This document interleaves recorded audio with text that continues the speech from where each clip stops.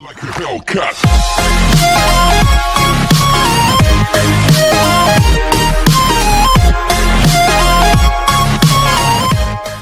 Hi student, आज हम लोग अपने नए टॉपिक के साथ आए हैं। हमारा आज का जो टॉपिक रहेगा, आज हम लोग ड्यूल नेचर के बारे में डिस्कस करेंगे। बड़ा अच्छा हमारे पास कंसेप्ट रहेगा dual nature.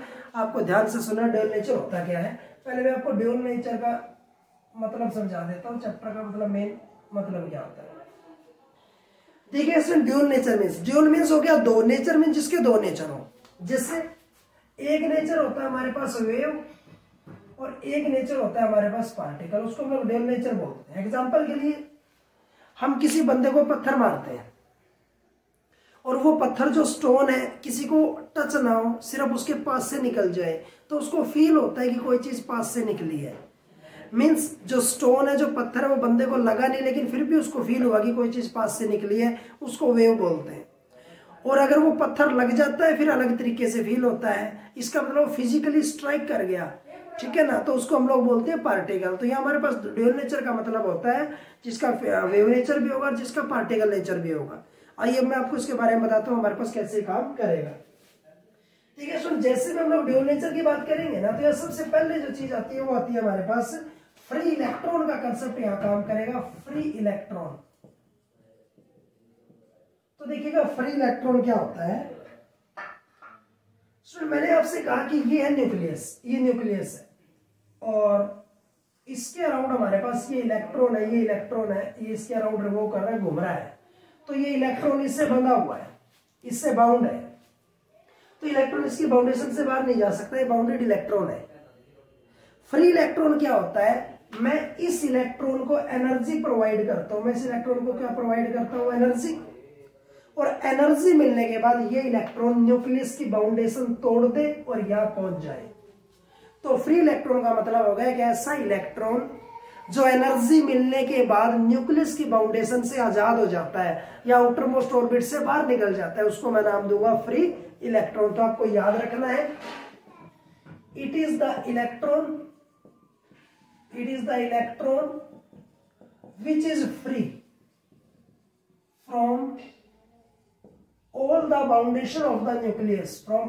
foundation of the nucleus, by gaining, क्या लेके, एनर्जी लेने के बाद वो फ्री हो जाएगा। इसके बजाय हम लोग क्या लिख सकते थे, ये भी लिख सकते थे, it is the electron which is free या which is emitted out from the outermost orbit of the nucleus is called to be free electron। और एनर्जी देने के बाद by gaining energy, उसके बाद वो बाहर निकलेगा, उसको मैं नाम दूंगा फ्री इलेक्ट्रॉन।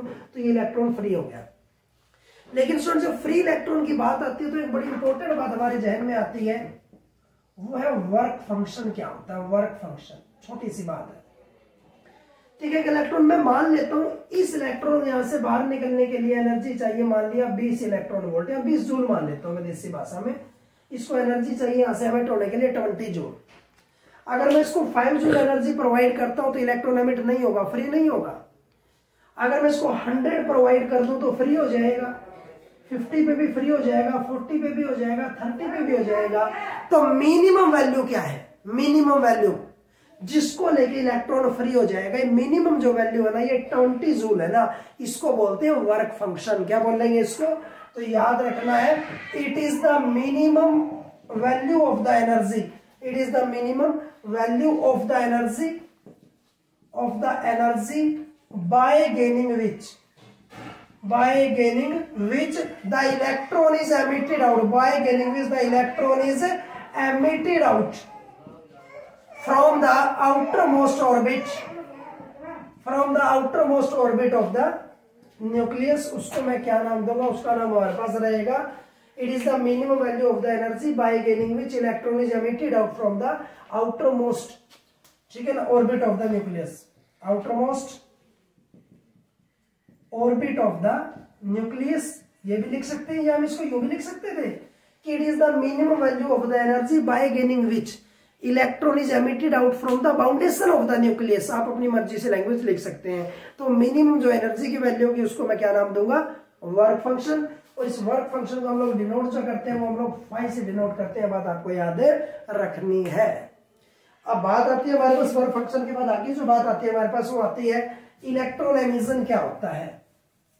ठीक है सर, इलेक्ट्रॉन एमिशन क्या है, एक प्रोसेस है जो आपको याद रखना है। इलेक्ट्रॉन एमिशन क्या होगा, आप ध्यान से सुनिएगा, मैं आपको बताने जा रहा हूं। इलेक्ट्रॉन एमिशन हमारे पास क्या हो जाएगा, याद रखना है।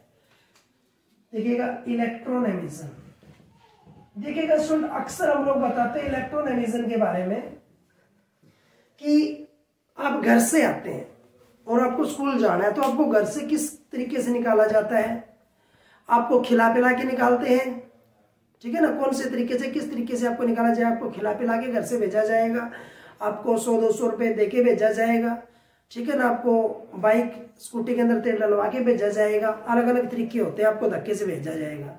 तो जिस तरीके से आपको घर से स्कूल के लिए भेजा जाता है, वो जो मेथड होता है ना, उसको बोलते हैं स्टूडेंट एमिशन, घर से निकालना।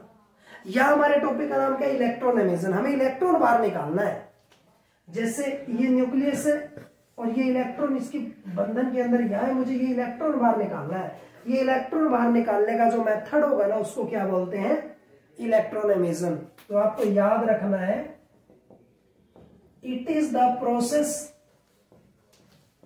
एक ऐसा process by which electron is emitted out, bye which electron is emitted out from the outer most orbit. आप ये लिख सकते हैं, बाउंडेशन ऑफ न्यूक्लियस भी आप लोग लिख सकते हैं। तो ये मैंने क्या लिखा, it is the process by which electron is emitted out from the outer most orbit, outer most orbit by providing, क्या देके उसको, बाय प्रोवाइडिंग एनर्जी।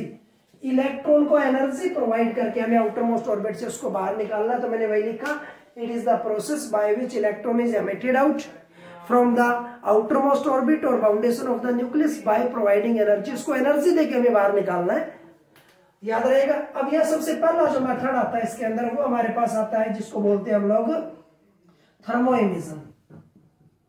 देखिए सुन, थर्मो इमिशन का मतलब जैसा कि आपको नाम से लग रहा है, जैसे हम किसी भी चीज को हीट करेंगे, हम उसको गर्म करेंगे, हम उसको चूल्हे में लगा देंगे, तो इलेक्ट्रॉन को एनर्जी मिलेगी, तो इलेक्ट्रॉन बाहर निकलेगा। तो हीट देके उसको गर्म करके इलेक्ट्रॉन को बाहर निकालना कहलाएगा थर्मो इमिशन। तो हम लोग क्या लिखेंगे, it is the process by which electron is emitted out from the outer most orbit. यहां मैं क्या लिख दूंगा, बाय हीट या बाय प्रोवाइडिंग हीट या हीटिंग, मैं उसको गर्म करके, by heating electron acquire energy and emitted out, electron बाहर निकल जाएगा। आपको याद रखना है। तो पहला मेथड जो रहेगा, इलेक्ट्रॉन को बाहर निकालना बाय हीट, उसको गर्म करके।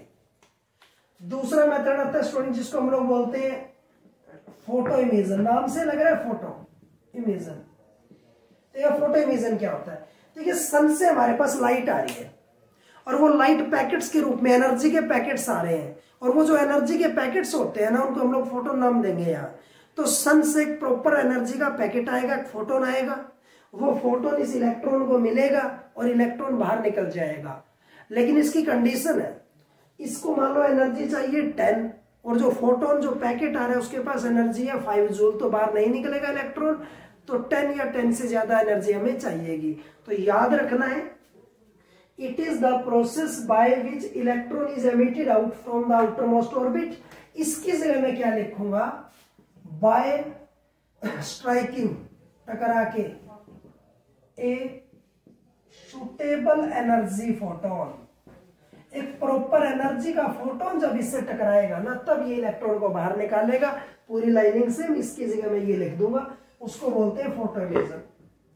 सो तीसरा हमारे पास आता है, उसको हम लोग बोलते हैं फील्ड इमिशन। फील्ड इमिशन आपको याद होगा, हमने फर्स्ट चैप्टर इलेक्ट्रोस्टैटिक्स में ऐसे पढ़ा था कि हम लोग ऐसे electric line of force draw करते थे, ऐसे, अगर आपको याद हो तो, इस तरीके से, और इसके अंदर हम लोग एक डाइपोल रख देते थे, ये पॉजिटिव और ये नेगेटिव। तो जब पॉजिटिव चार्ज है वो तो फील्ड की डायरेक्शन में मूव करता था, और नेगेटिव चार्ज फील्ड से उल्टी डायरेक्शन में मूव करता था। अगर मुझे ये इलेक्ट्रॉन बाहर निकालना है तो मैं फील्ड ऐसे लगा दूंगा, अगर फील्ड ऐसे लगाए तो इलेक्ट्रॉन इससे दूसरी तरफ भाग जाएगा। तो याद रखना है, इलेक्ट्रॉन फील्ड से अपोजिट डायरेक्शन में एमिट होगा। तो इसके अंदर याद रखना है, it is the process by which electron is emitted out from the outer most orbit. इसकी जगह क्या लिखना है, बाय कैसे, applying a strong electric field, by applying a strong electric field, एक मजबूत इलेक्ट्रिक फील्ड अप्लाई करके हम लोग ऐसा करेंगे। और स्टूडेंट लास्ट जो रहेगा फोर्थ, वो हमारे पास आता है सेकेंडरी, जिसको हम लोग क्या बोलते हैं, सेकेंडरी इमिशन। देखिएगा सेकेंडरी इमिशन क्या होता है बताने में आपको जा रहा हूं। सेकेंडरी इमिशन क्या होता है हमारे पास, ठीक है। सेकेंडरी इमिशन का मतलब ये हो गया हमारे पास कि जैसे आप बचपन में छोटे हुआ करते तो आप लोग कंचे वगैरह खेलते होंगे, गोटियां खेलते होंगे आप लोग, तो क्या करते थे, ऐसे जमीन के ऊपर डायग्राम बना लिया जाता था, ऐसे डायग्राम बना के और जगह जगह गोटियां रख दी जाती थी।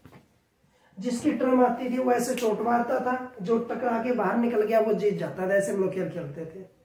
ऐसा यहां भी होगा। मान लो मुझे ये इलेक्ट्रॉन बाहर निकालना है, तो एक फास्ट मूविंग इलेक्ट्रॉन आएगा, एक तेज चलता हुआ इलेक्ट्रॉन आएगा और इसको धक्का देके बाहर निकाल देगा।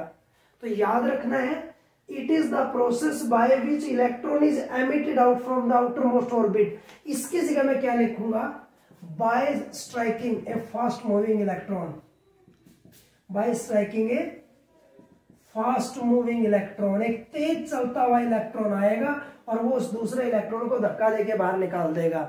तो ये होता है हमारे पास आज का टॉपिक था, जिसको हम लोग बोलते हैं इलेक्ट्रॉन एमिशन। अगले टॉपिक के अंदर हम किसी नए टॉपिक के साथ अगले वीडियो के अंदर हम फिर मिलेंगे। Thank you.